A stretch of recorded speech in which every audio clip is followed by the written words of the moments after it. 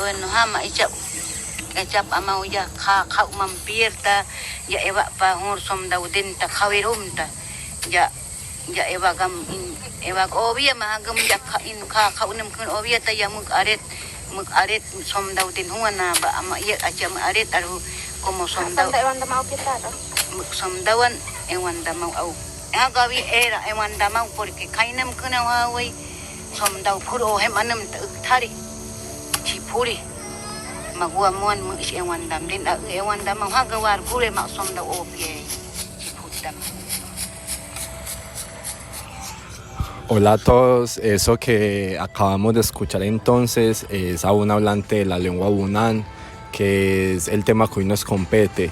Estamos acá con Efraín y Laura, compañeros de la asignatura de Sociolingüística y Etnolingüística, y el día de hoy con ellos entonces vamos a dialogar acerca de cuestiones básicas y esenciales de la lengua Bunán.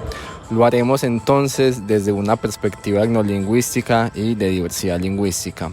Antes de comenzar entonces, podemos decir que a lo largo del poblamiento del continente americano, varias poblaciones se asentaron en lo que hoy conocemos como Colombia, formando importantes conglomerados de pueblos con desarrollos sociales y culturales muy propios y nada despreciables. La zona del Chocó, lo que hoy es occidente colombiano, ha albergado desde tiempos lejanos importantes sociedades indígenas con lenguas y culturas propias. Es el caso del pueblo Bunán. Entonces, para dar inicio a este diálogo, ¿qué apreciaciones históricas podemos dar sobre ellos? Buenos días a todos. Claro que sí, Simón. Aquí es muy claro que hay un fenómeno crucial en la historia del pueblo Bunán, y es el contacto con la expedición conquistadora del Reino de España, que en el momento de dicho contacto, los Bunán y los Embera, que son dos grupos sociales emparentados, habitaban entre el Alto Atrato y el San Juan, que es denominado el Alto Chocó en los tiempos de colonia. Buenos días, Laura, buenos días, Simón. Pues para darle continuidad a la idea que plantea Laura en el sentido de los recorridos territoriales que ha hecho este pueblo Bunán, que es del que estamos hablando, pienso pues que en el Chocó, que es de donde viene esta lengua y esta tribu, era fuertemente habitado pues por los pueblos indígenas que tú mencionas, pero a estos dos hay que sumarles también el pueblo de Citará, que es lo que conocemos como el Quibdó. Pues yo digo que el contacto con los españoles, según dice la literatura y los textos históricos, diezmó la población en una proporción bastante importante, pues al entrar en el primer contacto que tuvieron, pues hubo ciertas patologías y ciertas enfermedades que trajeron consigo los españoles que afectaron a estas comunidades.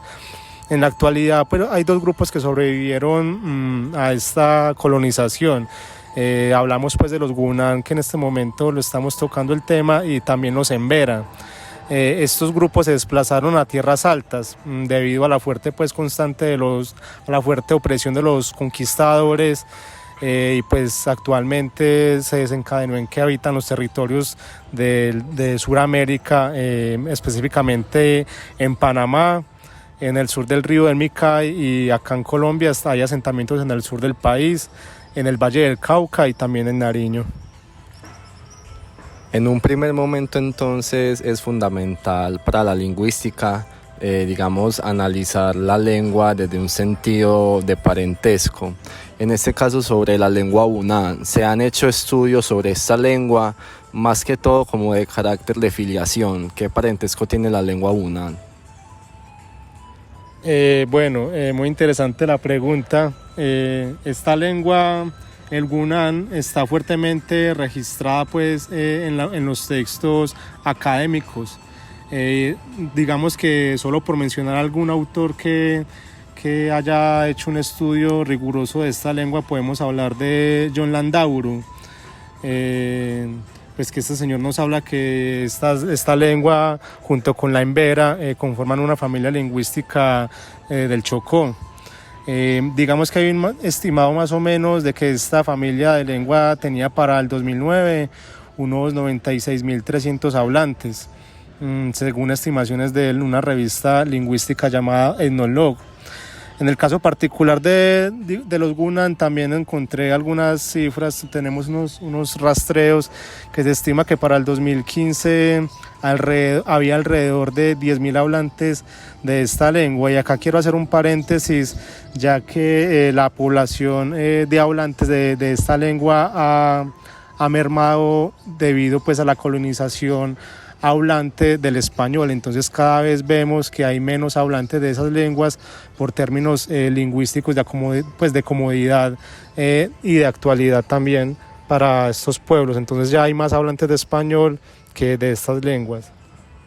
Tú mencionabas ahorita, Laura, que el impacto en las dinámicas y lógicas de la sociedad Hunan debido al contacto con los españoles fue fundamental en términos sociales y culturales.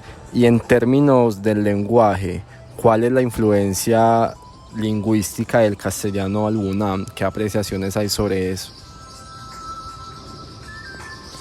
Es claro que la influencia del español está situada en algunos lugares en específico. Un ejemplo de esto es en las comunidades del Medio y Bajo San Juan, que han estado mucho más influenciadas por el contacto con las comunidades negras. Bien, yo también quiero aportar alguna idea al respecto, teniendo en cuenta esta influencia lingüística del castellano al Hunan. Pues también te lo estaba mencionando yo antes de que interviniera Laura, y es que también es por cuestiones comerciales que se ha tenido que adaptar esta lengua al español, y trae influencias y también mineras, pues entre colonos procedentes de Antioquia y algunas partes también del puerto de Buenaventura que han tenido contacto con estas comunidades.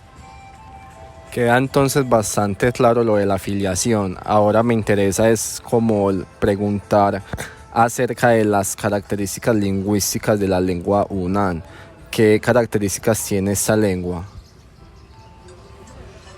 Bueno, yo quiero, antes de empezar a abordar estas cuestiones, me parece que es muy importante dar un dato, que es que los hablantes del Hunan entienden esta palabra como habla de la gente.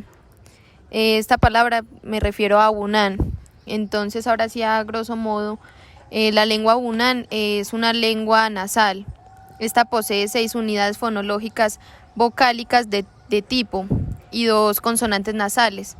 En total serían 32 fonemas. 20 son consonánticos y 12 vocálicos. Y de estos vocálicos, 6 son orales y 6 nasales. Laura pues hablaba de los aspectos fonológicos de esta lengua. Yo quiero hablar algunos aspectos morfosintácticos. Pues presenta una complejidad muy alta. Pues en el nombre tiene flexiones de número, absolutivo, ergativo, dativo, genitivo, pues entre otros. Y hay algunas marcas de identificación que tienen que ver con lo repetitivo, lo comparativo y lo identificador. Pues como podemos evidenciar, Simón y Laura, es una lengua bastante compleja.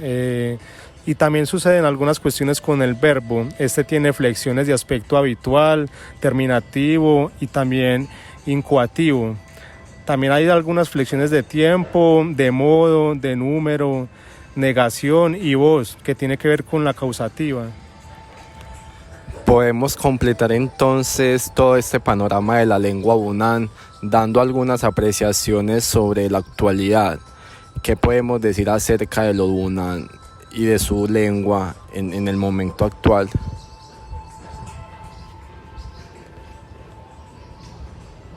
Yo diría que en un censo del DANE que tenemos recientemente, en el 2005, esta entidad reportó 9.066 personas que se reconocen como pertenecientes al pueblo Hunan.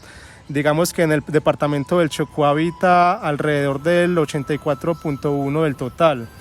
También tenemos que tener en cuenta que hay ciudades como Bogotá que está poblada por gran cantidad de esta comunidad. Ya hablando en términos lingüísticos de la presente lengua Hunan, cada vez presenta una presencia del bilingüismo en la población joven. Esto es un asunto muy interesante porque en las edades iniciales los niños y niñas reciben educación en su lengua materna, es decir, el Hunan, pero ya en la adolescencia se imparten clases en español. Entonces podemos referirnos a este fenómeno como un asunto de diglosia. Y también es importante dar un dato que actualmente hay entre 8.000 y 10.000 hablantes del Hunan. Excelente. El objetivo entonces de este podcast es, digamos, dar algunas apreciaciones sobre la diversidad lingüística del país y que ustedes entonces puedan evidenciar aquellas características. Antes de finalizar, entonces, nos parece que es imperioso, digamos, llevar a cabo acciones que permitan la conservación de la diversidad lingüística en el país, por su carácter propiamente lingüístico como tal. Me despido de ustedes, los oyentes, espero que disfruten este nuevo podcast y que se despidan los invitados.